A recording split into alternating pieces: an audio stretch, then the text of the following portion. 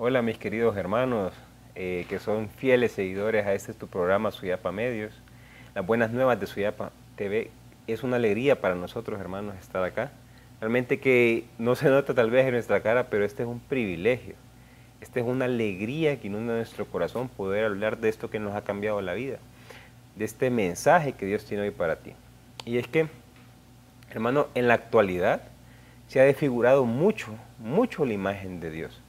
¿Por qué? Porque yo siempre le digo a mis hermanos en las clases de Biblia que imparto y a mi comunidad, que nos hemos vuelto un poquito judíos a veces. Y terminamos cambiando el rostro de Dios, un rostro de Dios que es puro amor, o un nombre de Dios, mejor digámoslo así, que es puro amor. Un nombre de Dios que está entregado completamente por el ser humano. Pero entonces, para poder entender esto, para poder meternos en contexto, para poder meternos a la enseñanza de hoy, vamos a hacer un camino. A mí me encanta un poco la historia, me encanta mucho hacer estudios históricos críticos para poder determinar más o menos y poder tener una fe, una certeza de lo que estamos hablando. Hoy, mi hermano, nos vamos a ir al Antiguo Testamento, pero, como decía mi maestra de sinópticos, vamos a ver bajo el prisma de Jesús, bajo el prisma cristológico, qué nos quiere enseñar el Antiguo Testamento, porque muchas de estas enseñanzas las seguimos haciendo ahorita, pero las seguimos hablando como que fuéramos judíos, como que fuéramos del Antiguo Testamento. Y lo que hay que hacer como cristianos es darnos cuenta qué es lo que nos quiere decir el texto, pero verlo bajo la lupa o bajo los lentes del cristianismo. Hoy, mi hermano, el tema que te traigo hoy es el nombre de Dios, el verdadero nombre de Dios. Y ustedes me dirán, Robert, a vos te hemos escuchado decir que se llama Yahvé, Goel, un montón de nombres. ¿Cuál es el verdadero nombre de Dios entonces? El verdadero nombre de Dios es el que nos trajo Jesús y el que nos muestra mediante la acción del Espíritu Santo. Pero, como les dije, vamos a hacer el recorrido histórico, porque esto es bien interesante. En la medida que entendamos esto, nuestra vida va a ser más fácil. Nuestra vida va a ser conforme a la voluntad de Dios. Allá, vamos a regresar más o menos unos 1200 años antes de Cristo, cuando Moisés saca a su pueblo de Egipto, cuando Moisés camina por el desierto y llega al monte Sinaí, y allá llega Yahvé después de 3 días y le entrega las tablas de la ley. En el Éxodo, en el capítulo 20, lo que se conoce como el Decálogo, en los versos 7, dice: no pronunciarás el nombre de Yahvé tu Dios en falso, porque Yahvé no dejará sin castigo a quien pronuncie su nombre de Dios en falso. Palabra de Dios. Ojo, este mandamiento dice: no pronunciarás el nombre de Dios en vano. Si yo te pregunto, hermano, a ti que me estás viendo, ¿cuál es el nombre de Dios? ¿Qué me dirás? ¿Qué me dirás? No Dios, no papá. Probablemente esas sean tus respuestas. Y es por eso que queremos ahondar un poco en esto. A Moisés, cuando se le entregó las tablas, antes de que se le entregara las tablas, Dios se le reveló como Yahvé, Ej-Yef en hebreo, que significa el que camina contigo. Y esa revelación le encontraron en el desierto. Ese Yahvé, que recordemos que en aquel tiempo la escritura hebrea no contenía vocales. Es hasta después que vienen los textos masoréticos, o sea, los textos que ya tienen vocales, pero en ese tiempo se conocía como el pentagrama divino, que solo eran las consonantes de Yahvé. Entonces, ese era como quien dice el primer nombre de Yahvé desde la revelación de Moisés.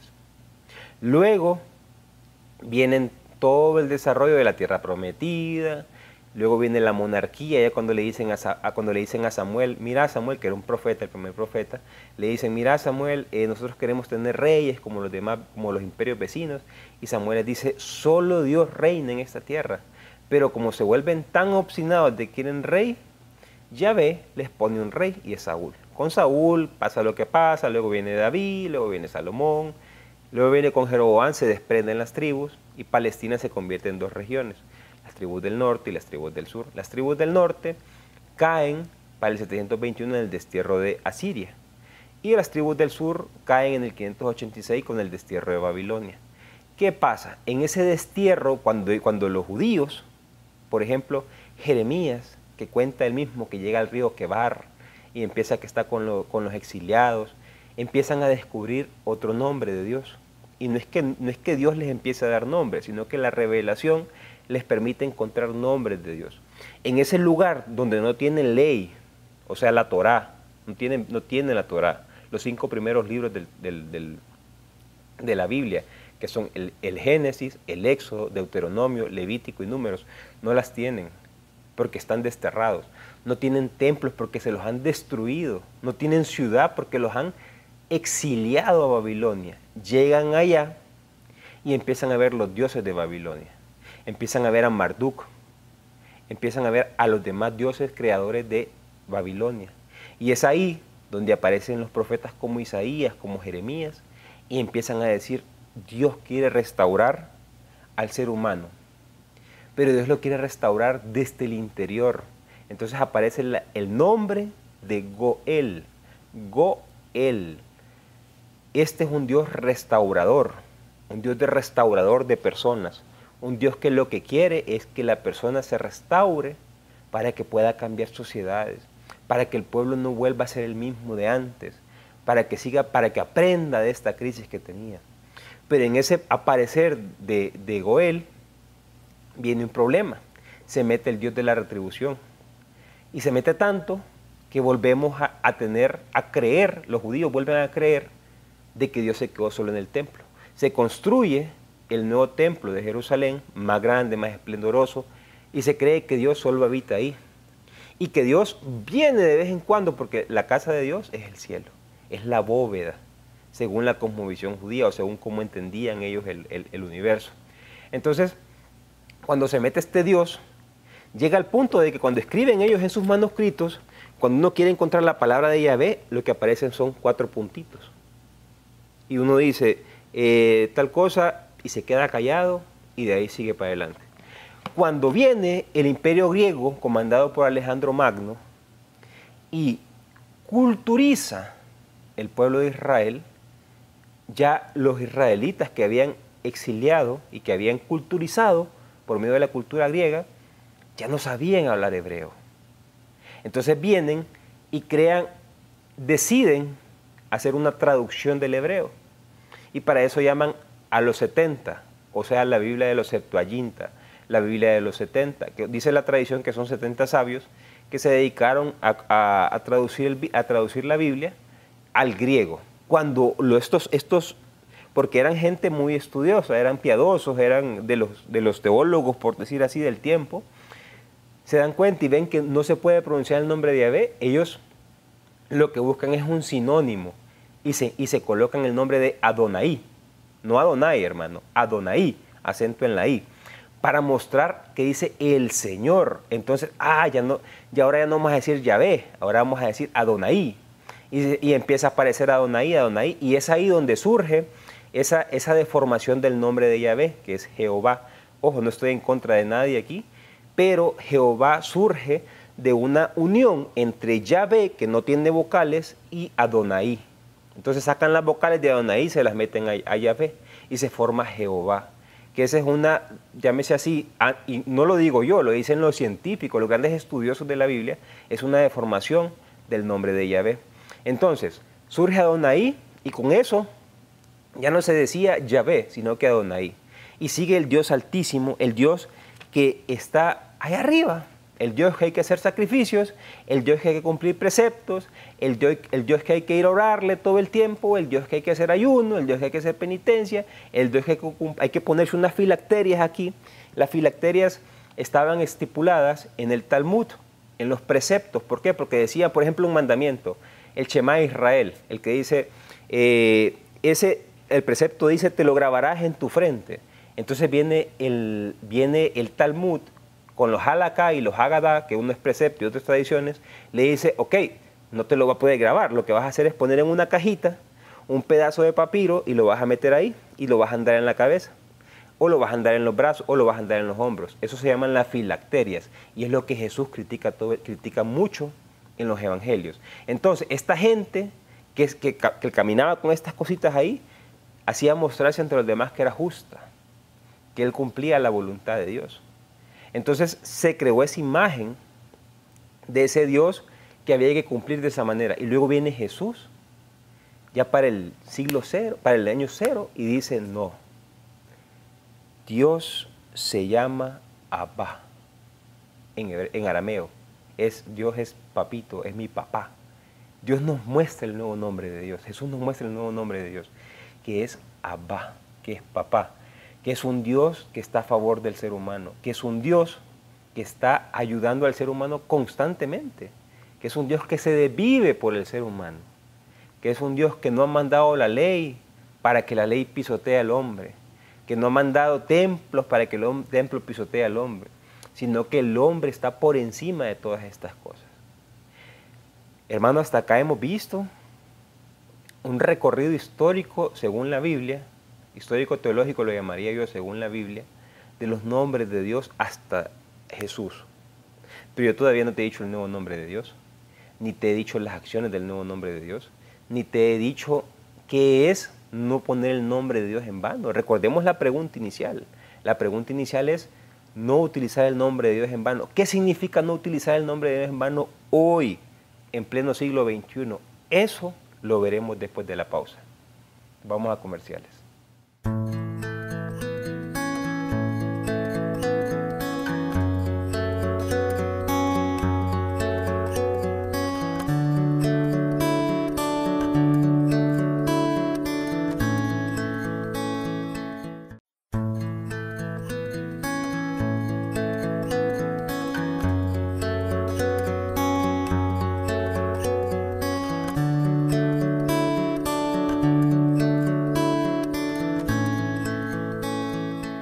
Bueno, mis queridos hermanos, después de estos breves cortes comerciales y después de que hemos visto este recorrido, tú dirás, un poco repetitivo con la primera enseñanza que nos diste, hermano Roger, pero es que esto es bien importante, hermano. Esto nos hace ubicarnos a nosotros y hay que ser repetitivo y reiterante en esto. Nos hace darnos cuenta, si somos cristianos, cómo actuar como cristianos. Y no ser cristianos judíos, o sea, del primer siglo, los judaizantes, aquellos que Pablo luchó mucho contra ellos. Esos ya no deben de existir, hermano. Estamos tratando de entender cuál es el nombre de Dios, cuál es el nuevo nombre de Dios y qué significa no tomar el nombre de Dios en vano en pleno siglo XXI. Hasta el momento te había explicado los nombres de Dios a lo largo de la historia. Yahvé, Goel, Altísimo, o el que no se puede nombrar, que le clavaron otro nombre que se llama Adonai, que significa el Señor, que fue como, ok, no podemos decir Yahvé porque es demasiado santo, vamos a utilizar Adonai. Ojo, Adonai con acento en la I, para mostrar el Señor, para mostrar que Él es el Señor. O sea, cuando a Jesús llaman el Señor, lo que están recordando los judíos es Adonai. Ese nombre solo es para Dios, dicen ellos, y este lo está usando para que tengamos una idea de qué significa el Señor. Que significa el centro y el rey de todo. Eso significa el Señor. O sea, Adonai significa el centro y el rey de todo. Eso significa el Señor. Entonces, ya te había mostrado yo que Jesús viene después y nos muestra que Dios se llama Abba, que se llama Papá, que es un Dios que está a favor del ser humano, que es un Dios que se muere por el ser humano, que es un Dios que ama tanto al ser humano que cuando Jesús muere y entrega su espíritu, dejó el cielo vacío. Ojo lo que te digo, hermano. Con la muerte de Jesús, con la entrega del Espíritu Santo, con esto que vamos a celebrar ahorita en Pentecostés, que es la entrega del Espíritu Santo, no es un simple espíritu, es Dios que se mete al interior del ser humano. Por eso dirá Pablo en 2 Corintios, somos vasijas de barro que llevamos un tesoro. También dirá en 1 Corintios, somos templo del Espíritu Santo. Pablo lo que está diciendo, hermano, es que el nuevo templo o la nueva casa de Dios eres tú, soy yo, es tu hermano que está a la par, es el que está en la oficina, es tu jefe, es la muchacha que ayuda en tu casa. Ellos son el nuevo templo de Dios. Con el Espíritu Santo, mi hermano, se nos muestra una realidad inmensa, grandísima, y es por la que Pablo da la vida por ello. Porque Pablo en la carta a los Romanos nos muestra el nombre de Dios y eso es una belleza. Ya sabemos que Dios es el Espíritu Santo. Ya sabemos que Dios dejó el cielo vacío. Ya sabemos que Dios habita en el interior del ser humano. Ya sabemos que Dios te quiere hacer libre y feliz habitando en tu interior. Y mira lo que dice Romanos 5:5. Ojo lo que dice Romanos 5:5. El amor de Dios que ha sido derramado en nuestros corazones, pues es el Espíritu Santo que se nos ha dado. O sea, el nuevo nombre de Dios es el amor. O sea, el Espíritu Santo. Ojo, hermano, ojo, les froto las manos porque esto es una belleza. El nuevo nombre de Dios es el amor. Entonces, en pleno siglo XXI, en pleno 2022, ¿qué significa no poner el nombre de Dios en vano? O no usar el nombre de Dios en vano. Significa no amar. Significa, hermano, que vivas esta vida sin amar. ¿Cuándo yo uso el nombre de Dios en vano? Cuando no soy correcto, cuando no soy leal, cuando no soy servicial, cuando no me entrego por el otro. Pero vamos a hilar un poco más fino. Vamos a hablar un poco más fino porque me puedes decir, hermano, yo amo a mi esposa, yo amo a mi esposo, yo amo a mi hija, y de repente están ahí por compromiso. ¿Qué es amar, hermano? ¿Qué es amar? Y me decía una hermana la vez pasada, nosotros tenemos que enseñarle al ser humano qué es amar. Y amar en el idioma castellano, pues solo es amar. Y uno dice, o te amo o te quiero. Y en inglés todavía es peor porque uno tiene que decir I love you y se acabó. Pero en griego el amar tiene 3 definiciones o 3 nombres. Está amar en filos, que es el amor que yo le tengo a mi hermano, a mi hermana, a mi madre, a mi padre, que es un amor de hermandad, a mis hijas, a mi esposa. A mi esposa no. Es un amor de hermandad. El amor eros, que es el amor de pareja, que es el amor que le puedo tener a mi esposa, que es el amor que después se convierte en ágape. Esa es la tercera gran definición, hermano. El amor, amar como Dios ama, es el amor ágape. Es el amor de la entrega, es el amor del servicio, es el amor de que alguien me ocupa, yo voy a ir. Es el amor de que alguien me llama porque está necesitado de escucharme y yo no tengo tiempo, pues yo hago tiempo para atender a esa persona. Es el amor que me impulsa a servir al otro. Es el amor que me impulsa a entregarme por los otros. Ese es el amor ágape. Entonces, en pleno siglo XXI, y retomando ese mandamiento que estaba en el Éxodo 20, que decía, no tomarás el nombre de Dios en vano, en pleno siglo XXI, esto se le llama como la hermenéutica, ¿qué es entonces no utilizar el nombre de Dios en vano?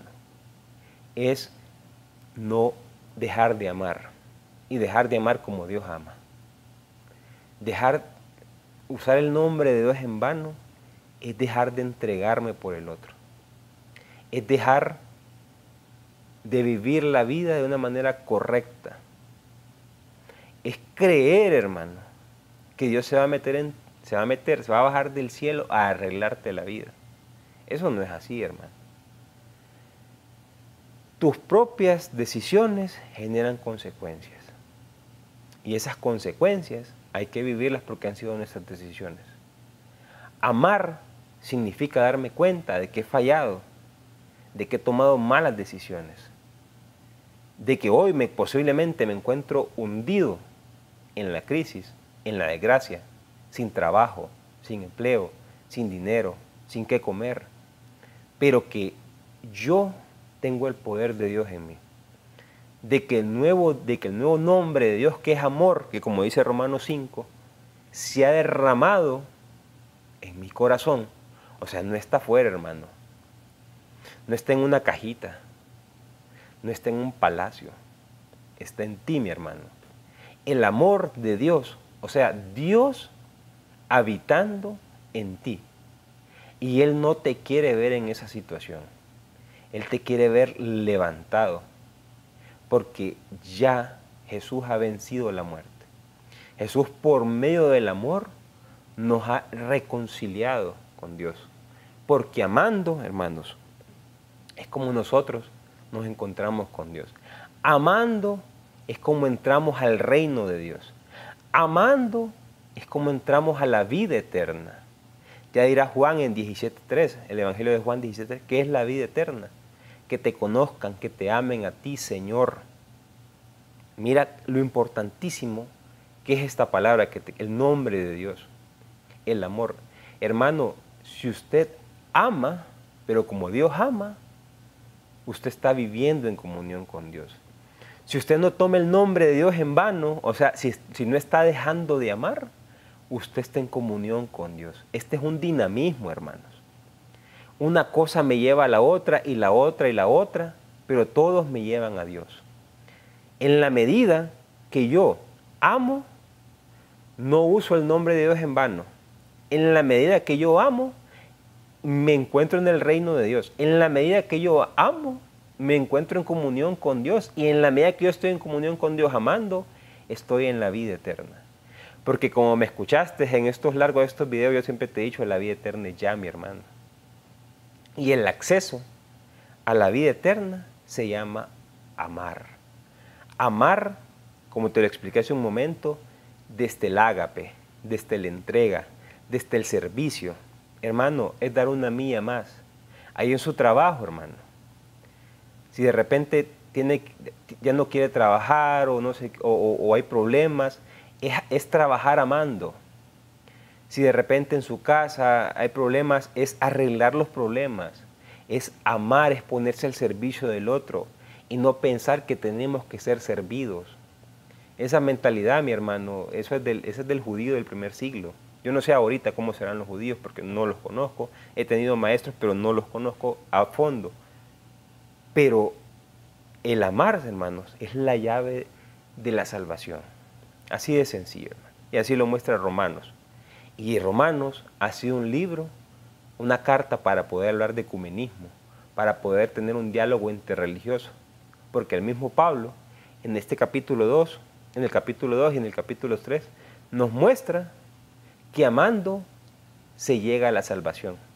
Hermano, si usted está preocupado por la salvación, ame, entréguese, dese por el otro, sirva al otro, ayuda al que no tiene que comer, busque darse, hermano, done su tiempo, done sus conocimientos, done su inteligencia por el otro, hermano. Ame como Dios ama, porque Dios no está esperando nada de usted y siempre lo ama. Porque Dios no está esperando que usted le vaya a poner velitas o que le rece 100 rosarios o 20,000 Padres Nuestros. No, Él lo sigue amando, lo haga o no lo haga.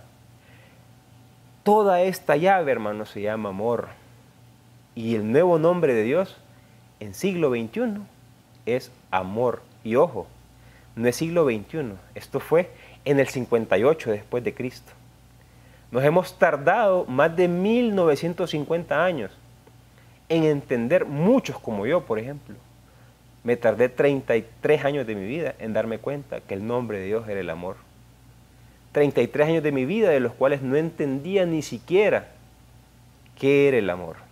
Que hoy, mi hermano, el nuevo nombre de Dios que se llama amor, que es ese mismo Espíritu Santo que habita en su corazón, no en otro lado, es en usted, hermano. Siga habitando, siga dándole las fuerzas para que se levante de esa situación en la que está. Porque si el poder de Dios, el poder divino, el poder de la creación está en usted, usted tiene la capacidad de crear el universo que quiera. Usted puede crear un universo de amor a su alrededor, como también puede crear un universo de infierno a su alrededor. Usted, mi hermano, en usted está el poder divino. En usted está Dios amor, que se entrega por usted y que lo quiere hacer libre y feliz. Gloria al Padre, gloria al Hijo y gloria al Espíritu Santo, como era en un principio, ahora y siempre, por los siglos de los siglos. Amén. Mis queridos hermanos, ha sido un gusto poder traer esta enseñanza a ustedes y nos seguimos viendo la próxima semana en este tu canal, Suyapa Medios, con las buenas nuevas. Bendiciones.